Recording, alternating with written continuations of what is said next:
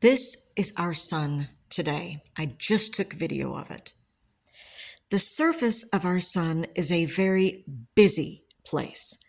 It has electrically charged gases that generate areas of powerful magnetic forces. These areas are called magnetic fields. The sun's gases are constantly moving, which tangles, stretches, and twists the magnetic fields. This motion creates a lot of activity on the sun's surface called solar activity. Sometimes the sun's surface is very active, and right now is one of those times. We are in a solar storm. These happen about every 11 years. Other times, things are a bit quieter. The amount of solar activity changes with the stages in the solar cycle. Solar activity can have effects here on Earth, so scientists closely monitor solar activity every day. Sunspots are areas that appear dark on the surface of the sun. It almost looks like freckles here. Do you see them? They appear dark because they are cooler than other parts of the sun's surface. The temperature of a sunspot is still very hot though, around 6,500 degrees Fahrenheit.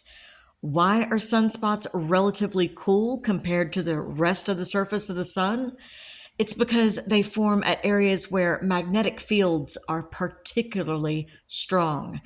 These magnetic fields are so strong that they keep some of the heat within the sun from reaching the surface. The magnetic field lines near sunspots often tangle, cross, and reorganize. This can cause a sudden explosion of energy called a solar flare. Solar flares release a lot of radiation into space.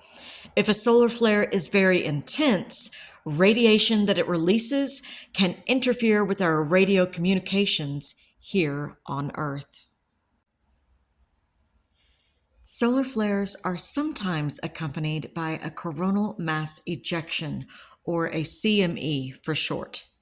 CMEs are huge bubbles of radiation and particles from the sun. They explode out into space at very high speed when the sun's magnetic field lines suddenly reorganize. When charged particles from a CME reach areas near Earth, they can trigger intense lights in the sky called auroras.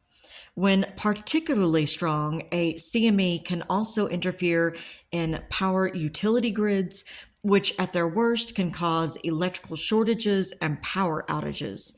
Solar flares and CMEs are the most powerful explosions in our solar system.